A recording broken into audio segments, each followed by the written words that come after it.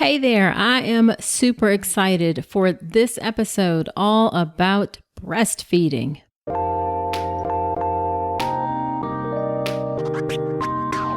Welcome to the All About Pregnancy and Birth podcast. I'm Dr. Nicole Calloway Rankins, a practicing board-certified OB GYN who's had the privilege of helping hundreds of moms bring their babies into this world.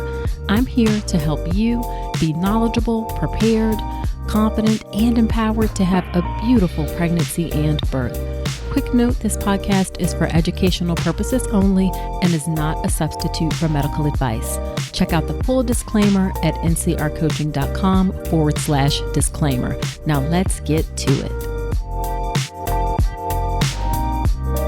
Hello, welcome to another episode of the podcast. This is episode number 69. Thank you for spending some of your time with me today. On today's episode, I have a very fascinating and informative conversation about breastfeeding. I think we're all aware that breastfeeding is best for both moms and babies, and I wanted to bring you this episode to help you get off to a great start with breastfeeding. Now, I want to be clear that a fed baby is the best baby. So if you decide that breastfeeding is not right for you, then of course I support your choice, but I want you to make whatever choice you decide with all the right information to guide you. And there is a ton of useful information in this episode. So I am joined by Laurel Wilson. Laurel is a TEDx and international speaker, a pregnancy and breastfeeding specialist, a consultant, educator, and author. She has co-authored 2 books, The Attachment Pregnancy and The Greatest Pregnancy Ever. She's also a contributing author to Round the Circle, Doulas Talk About Themselves. Laurel's passion is blending today's scientific findings with the mind, body, spirit, wisdom to help professionals and families realize the magnitude and importance of the perinatal period. Spending 17 years as executive director for lactation programs for the Childbirth and Postpartum Professionals Association helped form the foundation of her inquiry into the science of human milk. Laurel believes that the journey into parenthood is a life-changing rite of passage. Amen to that. And it should be deeply honored and celebrated. Laurel and I have, like I said, a really fascinating and interesting conversation about the long-term impact of human milk, including how it affects your baby's genetics, something called epigenetics. She shares some very interesting information about the history of human milk feeding. You will be surprised, actually, at how long our ancestors fed their children human milk. We talk about sharing human milk, things women can do to get off to a great start with breastfeeding. What are some common challenges women encounter and how they can overcome them? What are some recommended resources? And much, much more. I really enjoyed this conversation, learned a lot, and I know you will too. Now, before we get into the episode, I have a quick question for you. Are you on my email list? My email list is a great way to get reminders about podcast episodes. I send a weekly newsletter that includes a link to the latest podcast, but it also includes a weekly dose of information to help you have that beautiful pregnancy and birth. So there's a helpful tip in there about something related to pregnancy. There's a little bit of inspirational information in there, like an inspirational quote. This newsletter is great if you aren't big into social media, so you can still get all of the great information I provide while stepping back a bit from social media. I know I need to step back a bit from social media myself. So you can sign up for the email list at ncrcoaching.com/email. Those emails are once a week, no spam. I never sell your info to anybody else, just jam-packed information, concisely done so it doesn't waste your time. Folks really enjoy the email list and the emails. So go ahead and sign up for that, ncrcoaching.com/email. All right, so without further ado, let's get into the episode with Laurel Wilson.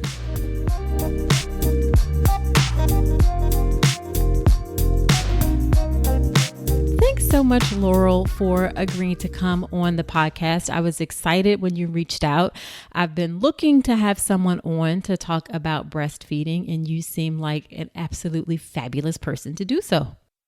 Well, thank you so much for having me. I'm really happy to be here today. Yeah, so why don't you start off by telling us a little bit about yourself, your work, and maybe your family if you'd like. Sure. I am a lactation consultant and speaker, and also just a perinatal advocate. I work hard to help families realize their specific goals around becoming pregnant, giving birth, and feeding their children. And I got into this business almost 30 years ago with the birth of my two boys. I had very, very difficult birthing experiences with both of them and pretty challenging breastfeeding experiences as well. And that led me into the path of advocacy. And that started as being a doula. And then I became a childbirth educator, then a lactation educator. And then I started getting very involved in my community and working a lot with professionals. And my two boys now are grown men. And it's really exciting to kind of look back over the years as things have evolved. And I've seen so many things changed in the world of birthing and breast and chest feeding that it's very, it makes me very happy to see that we've been able to improve so many things for around birth in the United States, but there's so much work, particularly in the world of equity work. We still have so much to do around that. Very, very true. For sure, for sure. So you have been at this for a long time. So A I'm long sure time. so you have seen a lot. So do you mind just giving us a quick snapshot or scenario of what the difficulties were with your births and breastfeeding experiences? Sure. So I was born in the early 70s, and my mother was what you would describe as a hippie at the time. And so I kind of grew up with that idea of, being close to nature and doing things naturally and so when I became pregnant with my first child, we were in the military and we were very quickly stationed in Guam. I think by the time I was 3 months into my first pregnancy, and the island had just been devastated by a massive typhoon. And over my pregnancy, we experienced multiple typhoons throughout that time. It was a very stressful period. But I was really intent on having a natural childbirth. Initially, I'd wanted to have a home birth, but I was very quickly told in the military that that would not happen, or we would be in a tremendous amount of trouble. And so we had to proceed with kind of a military experience of giving birth.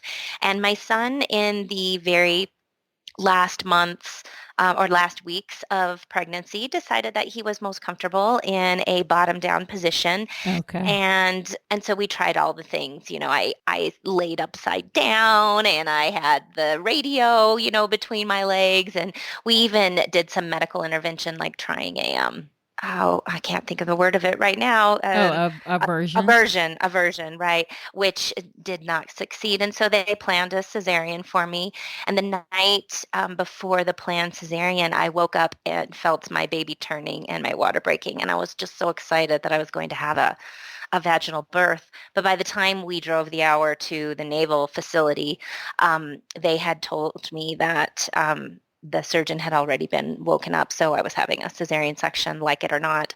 And from that point on, things just really kind of degenerated in terms of the experience and really the healthcare that both my son and I had. It took it was a long time before I actually had physical contact with my child. We were separated, and you were not allowed in those days in the Navy to get to go visit your child unless you could walk to your child. And I had lost so much blood, I kept passing out in the hallway. So it took a long time before I could see my son. And so breastfeeding got off to a difficult start. We really tried, everything to get things started as well as we could. And we did finally establish breastfeeding, and I breastfed him for, I think I breastfed my first for 10 or 11 months. And with my second child, I was determined to have a VBAC, and I did not want to have another cesarean. And I did succeed in having a VBAC, but it was also a very traumatic experience because my doctor, we were in Hawaii at the time, my doctor had his first um, uterine rupture with a VBAC ever in his entire practice the night before I went into Oh labor. my And gosh. so he entered it with a lot of fear and told me I had to have an epidural. And it set the stage for a lot of things that led to a very, very difficult birth experience. And so, of course, I had postpartum depression with that child, and that impacted our breastfeeding experience. But we wound up breastfeeding for a little over a year, and but we struggled. And being in the military, I felt very isolated. And being in areas where there were smaller communities, I also didn't have a lot of group support like we do today. So that was kind of my impetus into jumping into how do we make sure that families do have support, that they do have information, that they can advocate for themselves when they are in situations where they feel as though their decision-making process is not in their hands. And so that's how I really dove into this field. Gotcha. Gotcha. Well, I'm sorry you had to go through that experience. I'm sorry for every woman who has that experience because we can and must do better. I guess like bright side, that was a long, well, I shouldn't say a long time ago. I don't think you're that much older than me. So Maybe. but we have made some progress. But as you said, we still have work to do. And it's also, I hate to say bright side in the sense is that some of the traumatic experiences that we have in our life are often the impetus for some of our greatest work. So I know for me, that's how I kind of got into this space. So I'm glad that you were able to take a difficult experience and turn it into then helping so many women down the line.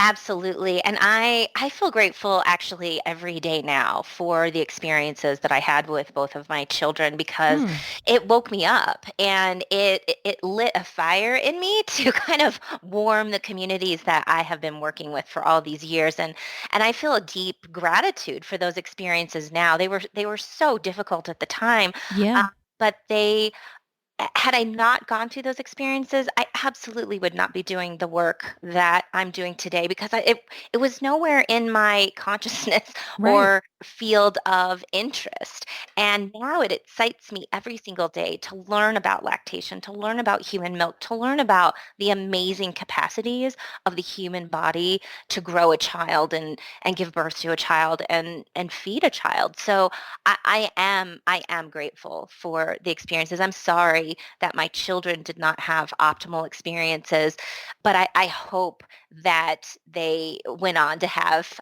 the best childhood and I'm that sure they they did. possibly could have. Yeah, yeah. So what I'd love to do is talk about some of the things you do in your work and some of your speaking work, and then we'll transition into giving folks some practical advice about Sure. breastfeeding, if that's okay. So let's start off with, I listened to your TEDx talk where you talk, and guys, I'll link to that in the show notes. It's very good and it's not very long. It's brief to the point, and it's very interesting information where you talk about the long-term impacts of human milk. So why don't you tell us a little bit about that, how you got interested in it, and what are some of the long-term impacts that you've found and sort of your research into that. That's sort of a long question, but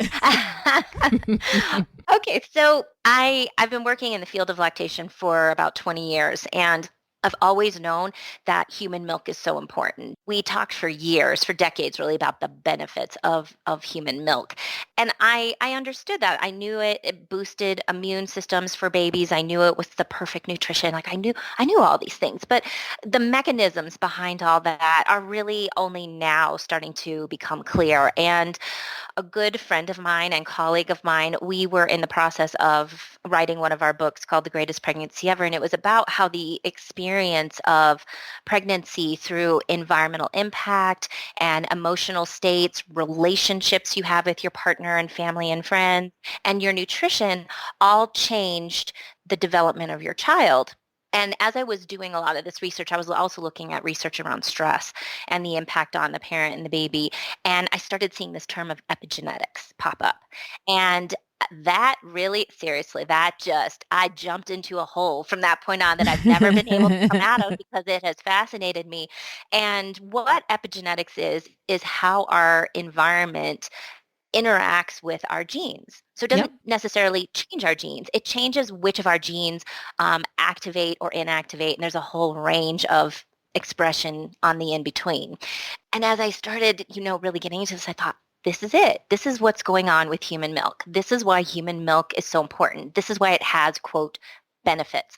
And so then I started looking into nutrigenomics, and nutrigenomics is the study of how food changes the expression of our genes. And there's some amazing research being done today about how our first foods really change things for us long term. And there are a couple ways that it does this. Our first foods as they go into the newborn's gut. One of the things that our first foods do is kind of place all the bacteria in our gut that will live there, kind of set up household there for the rest of our lives. But not only does it help to set up this, what we now call a microbiome, these communities of bacteria and viruses, and fungi. Fungi are very important, actually. But the human milk also continues to feed them.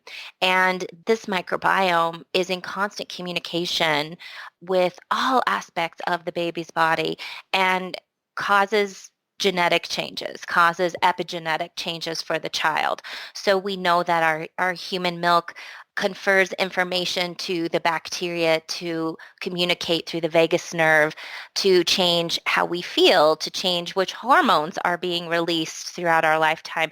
It changes how the gut actually develops, how the protection layers in the human gut function, and also which proteins access the human body, which that changes things like how allergic we are and whether we have atopic illness. So it's such a fascinating field because it Sure. changes things in so many ways. It's not just one thing.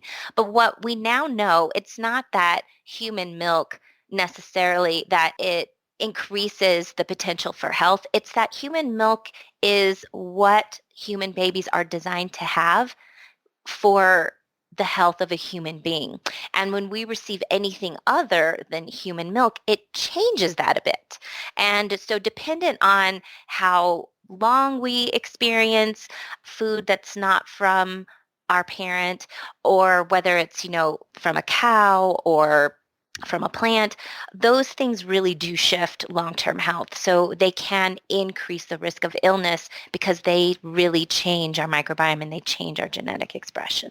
Interesting. So, and I take it that this is based on research studies, or I'd love to, I'm a research kind of nerd. So I would love Too. to, if we have some resources that I can share in the show notes, I think that that would be like very helpful for people who kind of want to see sort of where this is coming from. Or if you've done it in your book, then we can link to that as well.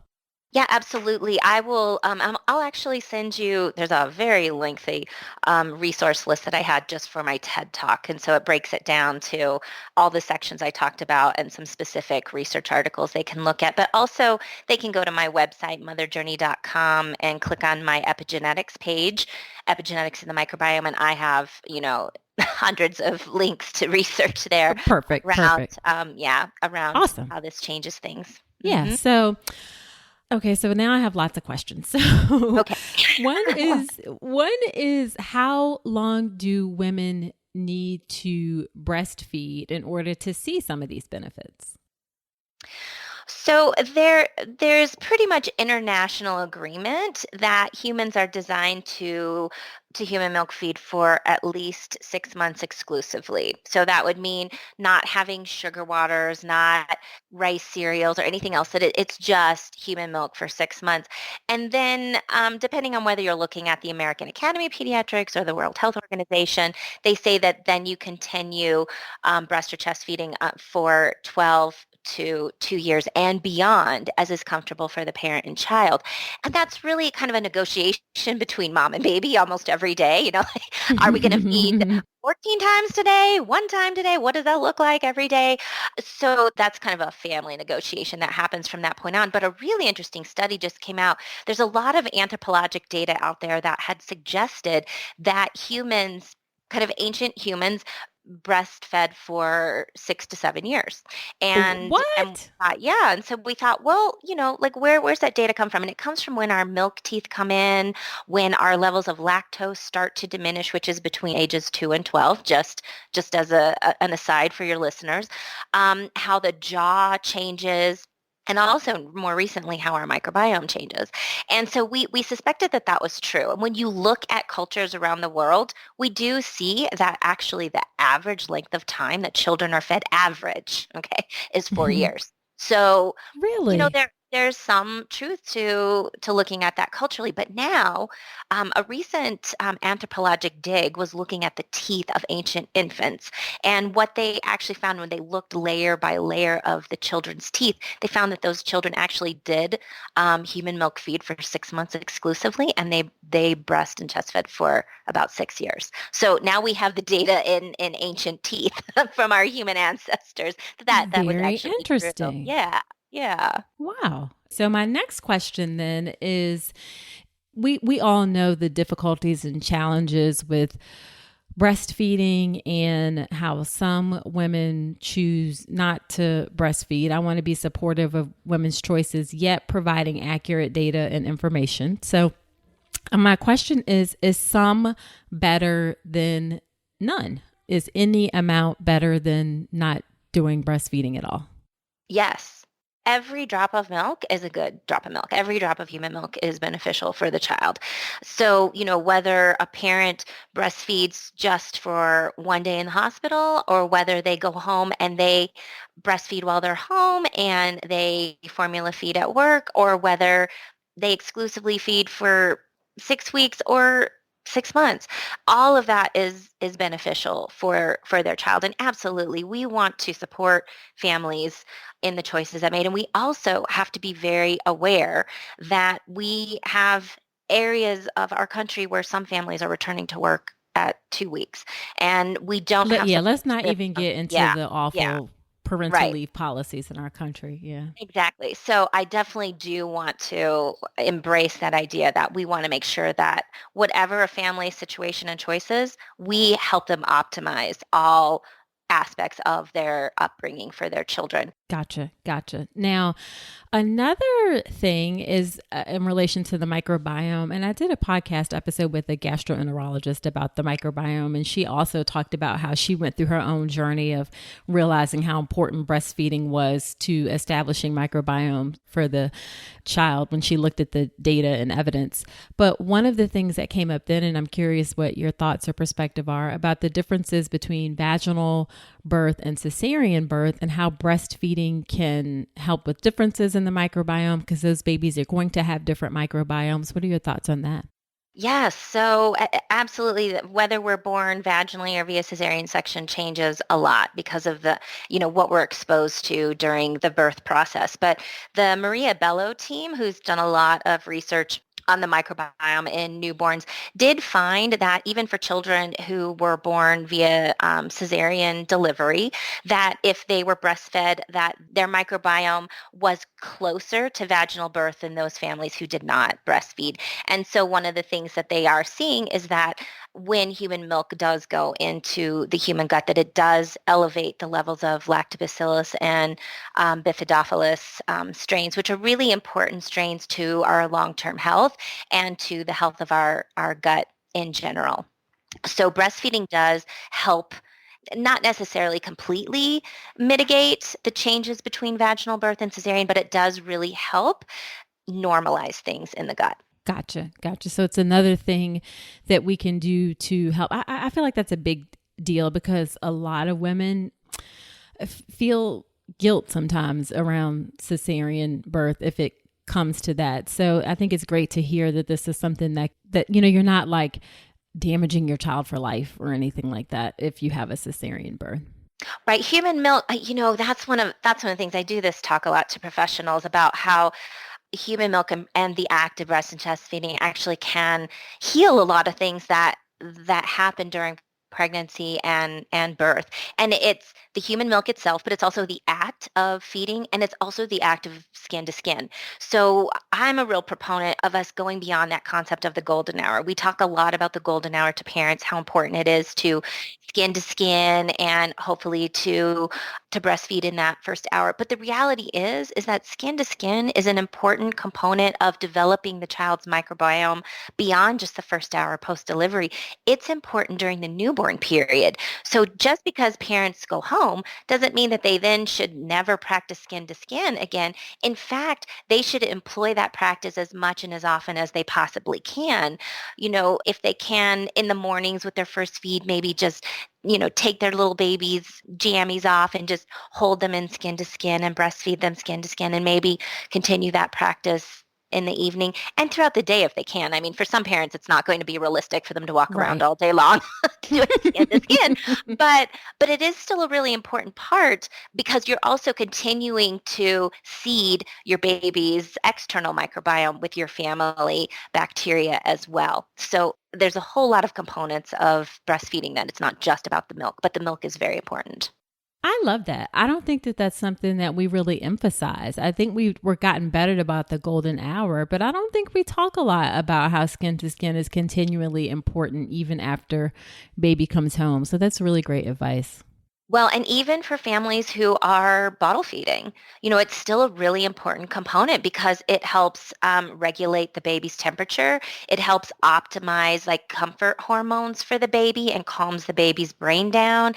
It helps calm their heart rate. It helps them get into deep sleep. There are so many things that skin to skin can do, whether we are breastfeeding them at the breast, whether we're bottle feeding them human milk, whether we're bottle feeding them formula. Skin to skin is a practice that all families should embrace. And the beauty is it can be done with mama or dad or grandma and grandpa, and even the siblings can all do skin to skin with the little one to really promote family bonding and health. I love that. That is really, really awesome. I know sometimes at least in some cultures and Black cultures, it's like, don't pick the baby up too much. You're going to spoil the baby. And I always say, like, that is not possible. You cannot spoil a baby. Right. Absolutely. Pick those babies up, Yes.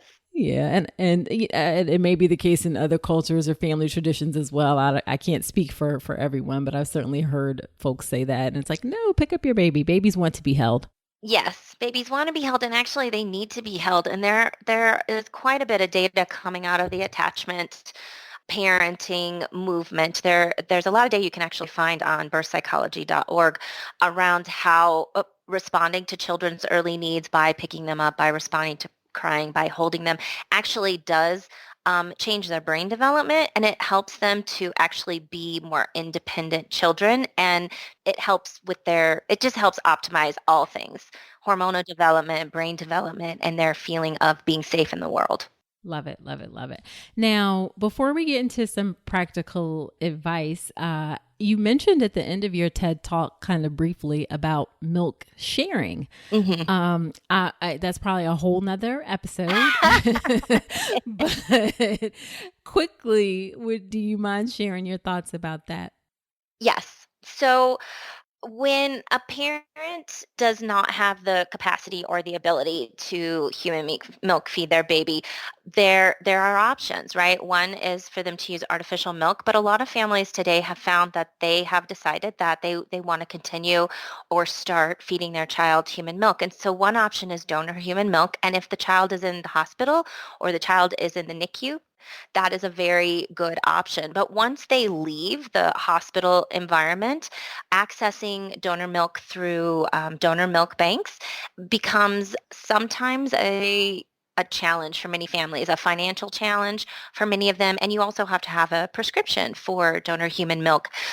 And so what we have seen in response to that is there are organizations really around the world that have banded together to help families connect with other families that have excesses of human milk.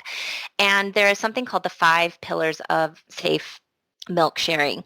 And you can find that on the website Eats on Feets. And it helps families to identify what the considerations are around if you are receiving shared milk from another family. There are a lot of things you can do. You can do self-screening.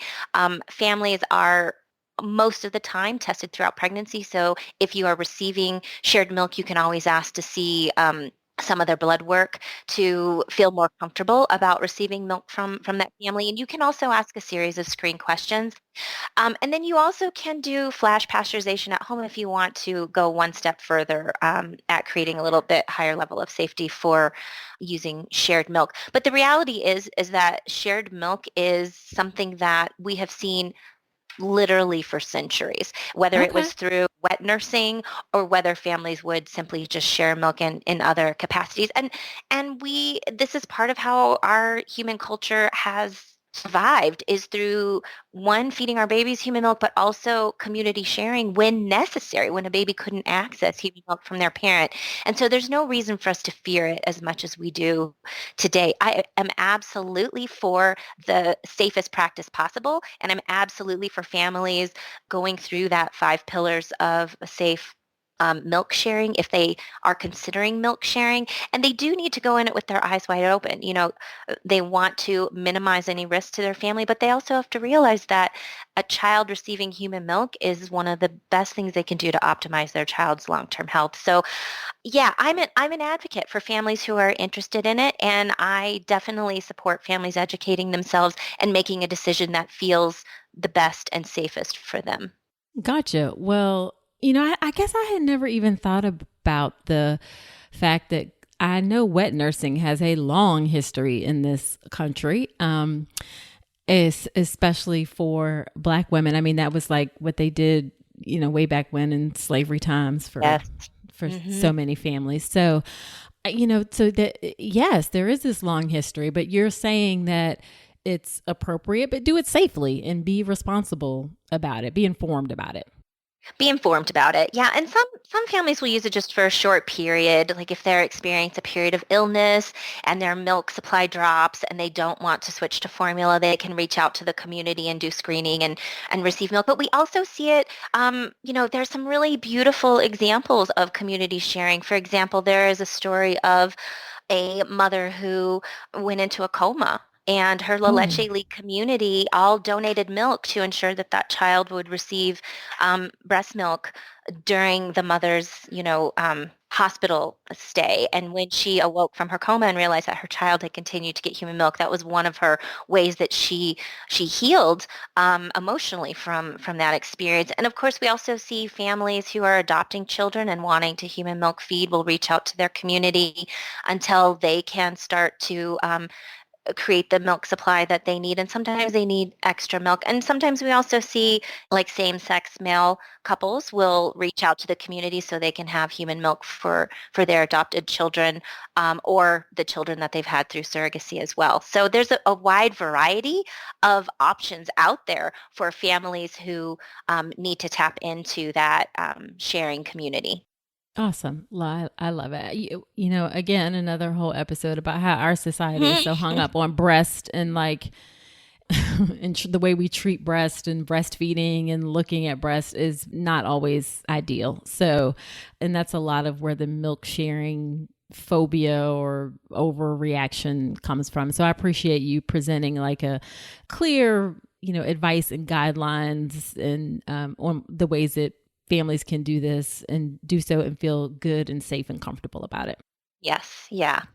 Absolutely. But I do also want to say, I mean, when we're talking about children who are not well or, preterm infants, the gold standard is really to go through a donor milk bank that is through the Human Milk Banking Association of North America. So because screened and everything. So Gotcha. yeah. Yeah, yeah. Good, good, good. All right. So let's talk about some practical Okay. things that women can do. What are like two or three things that women can do either during pregnancy or right in the beginning to get off to a great start with breastfeeding? Well, the first thing is just to trust their body, to kind of tap into the wisdom of their body and recognize that their body is throughout pregnancy, not only helping to grow and develop this little child, but it's also preparing her body to grow and develop her mammary glands to feed that child. Like that, I like to think about conception and growing and having a baby as this, extended period. It's not just about pregnancy, but in fact, the body is designed to continue to nourish that child well beyond pregnancy. So to watch how their breasts are changing, to see how they become denser and notice how their areolas become larger and darker. And the reasons for that is that it helps babies kind of find their target. So there are all these beautiful ways for them to tap into the wisdom that their body is preparing to feed. And that can kind of help them in the postpartum period to realize that, yeah, my body is designed to do that. The other thing is to tap into lactating communities. So there's no reason why you can't go to a La Leche League meeting or a local breastfeeding support group or online breastfeeding support groups while you're pregnant. In fact, it is encouraged. And that's so that you kind of meet the parents who are already doing it. You start to hear about the challenges they are going through and how they work through that. And you also develop a community kind of beyond your small little family that you can tap into when you might have challenges with breast and chest feeding. So we definitely recommend that. And the third thing I would recommend is going to a preparation class, a breastfeeding preparation class, and prenatally. And if there isn't one available in your community, there's some amazing breastfeeding books out there. One of my favorites is Breastfeeding Made Simple. There are also some really good online classes that you can take. So even if you don't have something locally, there are ways to tap into educating yourself. And most of my favorite breastfeeding books are available in the library as well. So you definitely can kind of self-educate if you can't tap into kind of a group class. Awesome. And do you have links to some of your resources on your website at all? Yeah, on my basic resource page, I Uh-huh. have a big area of kind of, preparation for parents. So all sorts of things they can look at to kind of help them get ready for the big experience. Yes, yes. Okay, perfect. Well, we would certainly link to that in the show notes. Okay, so once women get started with breastfeeding, I always call breastfeeding kind of like a labor of love. It's not necessarily always straightforward or easy. So, what are challenges or three common challenges that women encounter, and what can they do to overcome them? Sure. One challenge that we do actually see for 90% of all postpartum parents is that they may experience some degree of breast or nipple tenderness, and that's relatively normal considering all the hormonal changes that are going on and the fact that for some people that breasts have never done this role before. So that's normal. And so understanding the difference between normal tenderness and when it goes into pain, which is something that we do not want to anticipate and make sure that we have someone, they get intervention very quickly if there's pain, because pain can mean there's some other things going on either with babies mouth structure or with latch or some other things. So that's one. The other thing that some families kind of bump into is just exhaustion. Exhaustion is very real. The average labor is more than 24 hours for a first time parent. And so that does not set you up for feeling really, full of Right, energy, right after birth. right. So exhaustion is a real thing. And so connecting with your community to find out how are you going to deal with that exhaustion postpartum. Is it just the mom? Is it the mom and her partner? Is there a grandparent that can come into the home? Do they have access to postpartum doulas? Do they have a church or good friends that could come in and help kind of alleviate some of maybe the household work or other things Mm-hmm. so that the mom or lactating parent can just focus on feeding and sleeping and doing the things they need to recover, because exhaustion plays a huge role in that. And then the other challenge is, where do they go when they have questions? Because every new parent has so many questions about this period of feeding their baby. And so during pregnancy, a way to alleviate that stress is to tap into your community resources ahead of time. Find out if you're having a hospital birth, where does your hospital recommend you go? Do they have breastfeeding support groups? Do they have lactation consultant? Do they have free resources for you? Do they have a hotline or a warm line that you can call?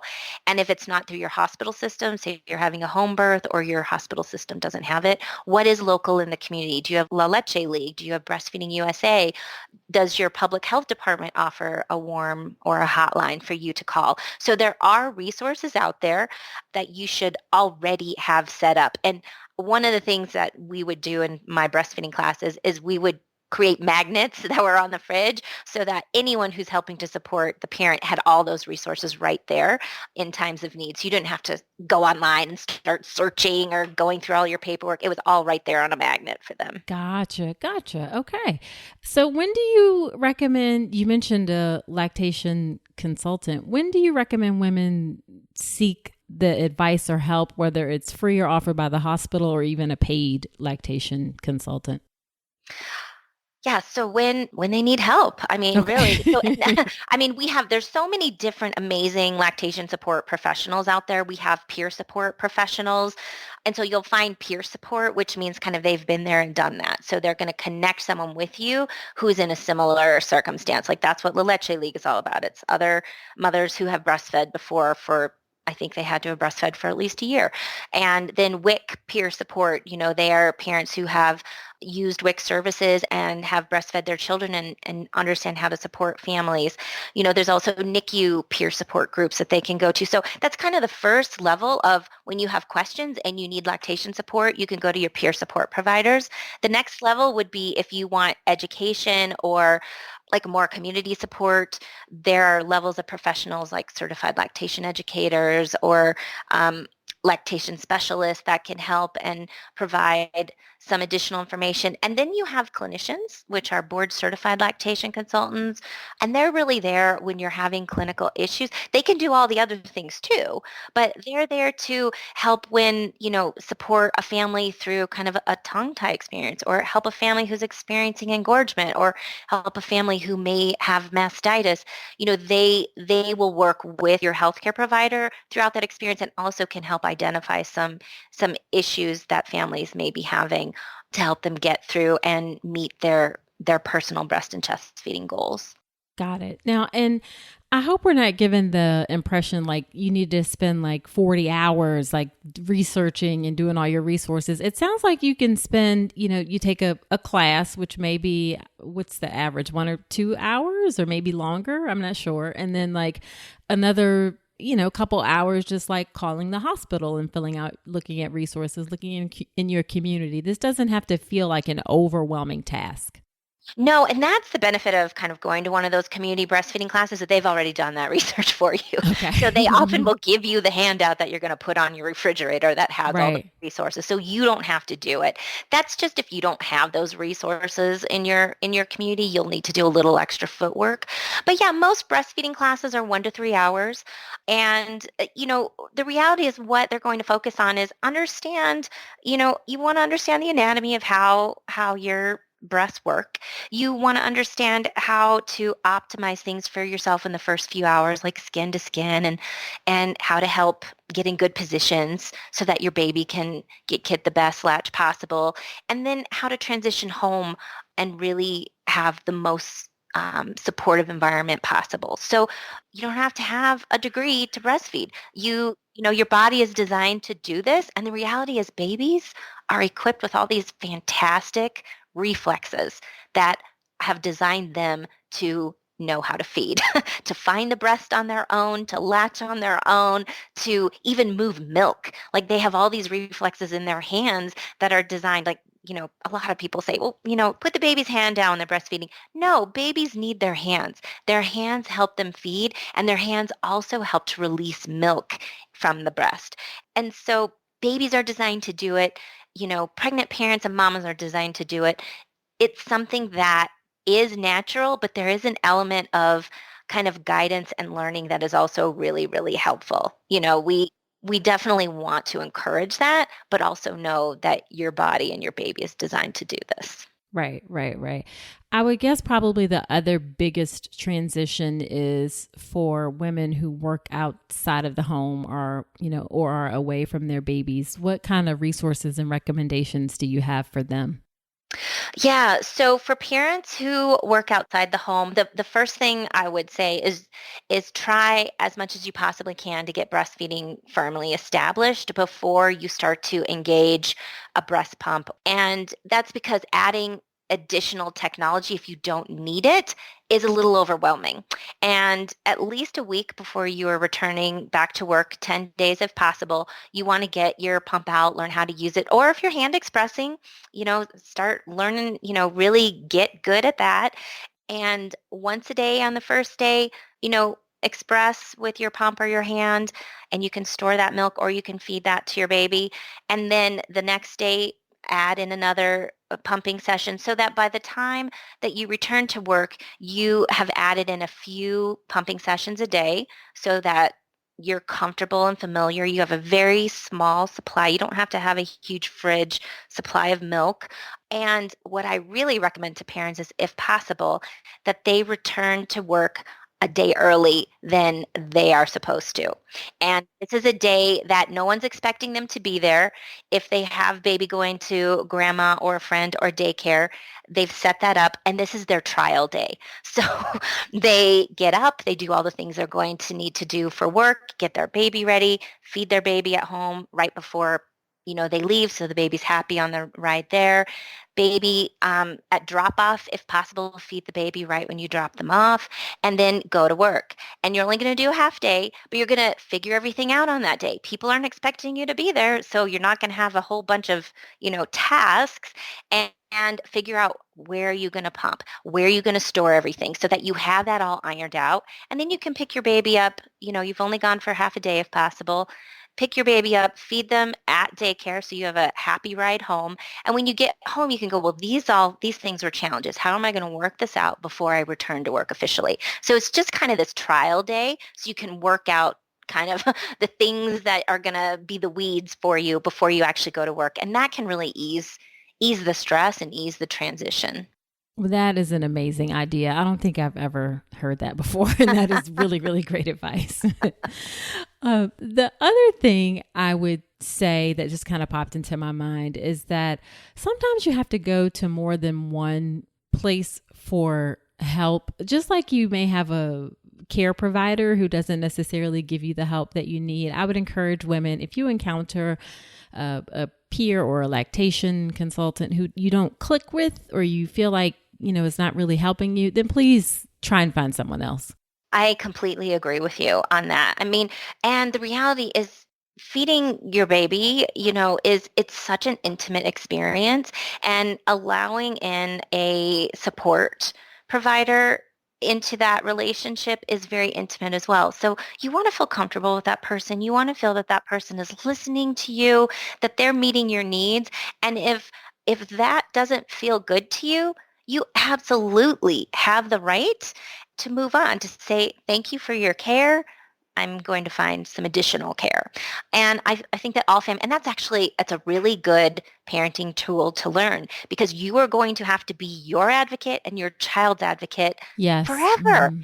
So it starts in pregnancy, and, as you're lactating, you're going to learn that as well. If this doesn't feel right, if your intuition and gut is telling you, I need to move on, find someone else. The beauty is that a lot of people who get into this kind of perinatal support world, they're so desirous of supporting families that it's not hugely common that you're going to find someone who's not willing to listen, but sometimes there's just not a direct connect there. So you do want to make sure that you feel comfortable receiving those services. Yeah, I agree. I think, to be honest, where I've seen sometimes where there's a disconnect is from more marginalized communities seeking out help. Yeah. I absolutely agree. And you want to make sure that that families are tapping into, culturally competent lactation care as well. So again, that's another reason why during pregnancy, you want to find out who in your community you're going to click with, who in your community can provide the services that are going to be most beneficial to you. Yeah. And I'll be more specific. By marginalized, I mean like racial and ethnic groups or income differences, those kind of things. So whether it's Black women or Latino families, or sometimes run into challenges. So as you said, culturally competent and connection is important. Definitely. And if families are receiving WIC services, WIC programs do have peer support programs to connect families with kind of a one-on-one support provider throughout that experience. And that's a free service that they can tap into in addition to the other breastfeeding support services. Some of them even have support groups for partners as well at the WIC program. So it's very regional what's available, but definitely they should tap into that if they qualify for WIC services. Okay. Okay. And just to end, one last question before we ask some final wrap up, because we're almost getting to an hour here. You mentioned that you were doing equity work. What does that mean for you? What is that about? So equity work for me is making sure that all families receive the services that will help them optimize their family experience and the health for their family. And equity work primarily is focused on marginalized communities and communities that lack resources, are in food deserts, or also in healthcare deserts. And primarily, we are focused on work for communities of color. So I served on the board with the United States Breastfeeding Committee for 3 years, and that was our focused work, was equity work. And we were really primarily focused on ensuring that communities of color were being heard and that we were increasing the amount of services and culturally competent care where needed. And that work is ongoing with the United States Breastfeeding Committee and with health departments all around the country and breastfeeding organizations all around the country, because we do need to make sure that families who are marginalized, that we lift them up so that their voices are heard and we are listening to their needs. Absolutely. Yeah, absolutely. Absolutely. So just to finish up, what is the most rewarding part of your work? You know what? It's just being able to be an observer of that connection between parents and their babies. I mean, there is never a more heart-opening time than when you see, a baby breastfeeding and the parent relaxing and their partner kind of like, ah, and like Right. there's just this feeling of all is okay in the world because we are this little new family traveling into the world. And I just feel very humbled when I have the opportunity to view that, to support that, and I'm very, very grateful for the work that I've had an opportunity to do over the past 30 years. And it is my hope and my intention that I can create more opportunities for families to tap into the resources they need. Yeah, absolutely. Now, on the flip side, what's the most frustrating part of your work? To be really honest and not to Yeah. get too serious here, but to realize the huge gaps in our healthcare system. It's incredibly frustrating when I hear about families who can't access care, particularly in our migrant communities and low-income communities, and certainly in communities of color, when we find the enormous both healthcare gaps and just plain resource gaps. It's frustrating and it creates a huge amount of anxiety. So I would say that. Yeah, I can totally relate to that. We have some issues with our healthcare system in several ways and some differences and things that we need to work on. So yeah, I totally get that. So what's your favorite piece of advice to give to people about breastfeeding? My favorite piece of advice is to trust your intuition and to trust your body. When things don't feel right, reach out, find some help. You can do that online. You can do that through your healthcare system. You can do that through your support groups, and also trust that your body is prepared to do what it needs to do. The majority of pregnant bodies can fully lactate. Only less than 1% have some sort of anatomical issue that would prevent them from doing so. But of course, we do have some other things like some hormonal issues, which may be temporarily cause some temporary challenges. So you have the capacity, and if things are challenged, reach out to your community to get some support. Don't be afraid to reach out. Awesome. And speaking of reaching out, where can people find you? I am at motherjourney.com on my website, and on Facebook, I'm Mother Journey Laurel Wilson is my handle, and Instagram is the same thing, Mother Journey Laurel Wilson. So reach out, share your experiences, and let me know if you need some resources to tap into. I'm always happy to help families out. Awesome. Well, thank you so much, Laurel, for agreeing to come on. This was an absolutely fabulous episode. Tons of great information. I really, really appreciate it. Thanks, Nicole. It was such a pleasure.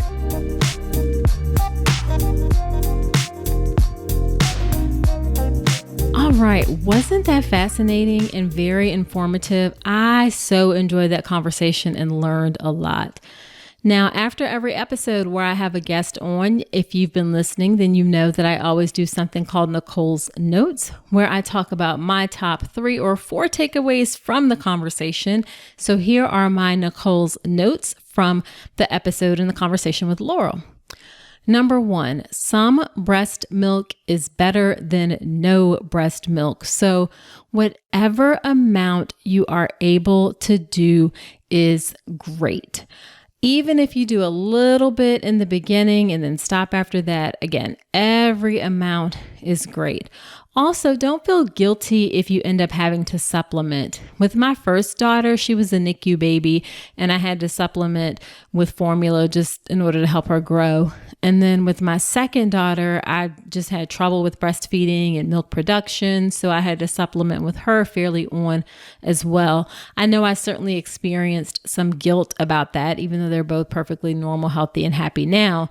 But at the time, it can feel a little bit difficult and a little bit like you're a failure. But just remember that some breast milk is better than none, and whatever you're able to do is great. So don't beat yourself up about it in the process. Number 2, I really appreciated Laurel's discussion or recommendation about skin-to-skin contact. I talk a lot about it in the context of the golden hour after birth and how it's important, but I don't think we emphasize it enough about how it can be important even after that and for the long term as your baby is growing up. Remember, you can't spoil a baby by holding them too much. It is not possible. And that skin-to-skin contact is just important for temperature regulation, for connection. It feels nice for both you and for the baby. It's something you can do, your partner can do, other children can do, something you can do even if you're not breastfeeding. You can do it during bottle feeding as well. So remember to do that skin-to-skin contact even after you go home. Number 3, education and community are really important with breastfeeding. Breastfeeding is not normalized in our society, even though actually most women, over 75% of women, will at least start breastfeeding. It's still not a normalized part of our society. Some of us have never seen anybody breastfeed. People get all squeamish about seeing breast and breastfeeding, those kind of things. So it's really important to be educated about it and then have some community surrounding it to support you along that journey. So I'll link to some of those resources in the show notes that Laurel mentioned about online communities and things that you can find in order to find that education and community. And the education, again, doesn't have to be overwhelming, doesn't have to be like hours and hours and hours and hours and hours. A lot of it is ongoing education, but you definitely want to have a basic foundation to get yourself off to a great start. And then number 4, the final thing that I say is I always tell women that breastfeeding is a labor of love. You do it because you do enjoy it, but you also do it because you want to do what's best for your baby. But it can certainly be work. It's not necessarily something that's easy or straightforward. And as you continue to do it, the longer you do it, the truth is a lot of your schedule in life will revolve around breastfeeding because you have to figure out like, when's the next time I can pump? Where am I going to store the milk? It's all worth it, but don't feel guilty or feel bad if you have some of those, oh my God, this breastfeeding is a lot. Because it is a lot. Not all of it is roses and unicorns, but in the end, it is enjoyable and a great thing for your health and for your baby's health. All right, so that's it for this episode of the podcast. Do not forget to hop onto my email list so you can get that weekly newsletter with that dose of information to help you have that beautiful pregnancy and birth, helpful information and tips about pregnancy, inspirational quotes, links to the latest podcast episode. You can hop onto the list at ncrcoaching.com/email. It'll help you step back from that social media a little bit, something that we all need to do. Also, be sure to subscribe to the podcast in Apple Podcasts, Spotify, Google Play, or wherever you listen to this podcast. And of course, I would appreciate it if you leave a review, particularly in the Apple Podcast. That helps other women to find the show, helps the show to grow. And I do shout outs of reviews on episodes. So I would be most appreciative if you left me that review and of course, subscribed while you are there. Next week on the podcast, I am talking about a topic that I have gotten so many requests to talk about. That is labor induction. So do come on back next week. And until then, I wish you a beautiful pregnancy and birth. Thanks so much for listening to this episode of the All About Pregnancy and Birth podcast. Head to my website, ncrcoaching.com, to get even more great info, including free downloadable resources on how to manage pain in labor and warning signs to look out for after birth. You'll also find information on my free online class on how to make a birth plan, as well as everything you need to know about the birth preparation course. Again, that's ncrcoaching.com, and I will see you next week.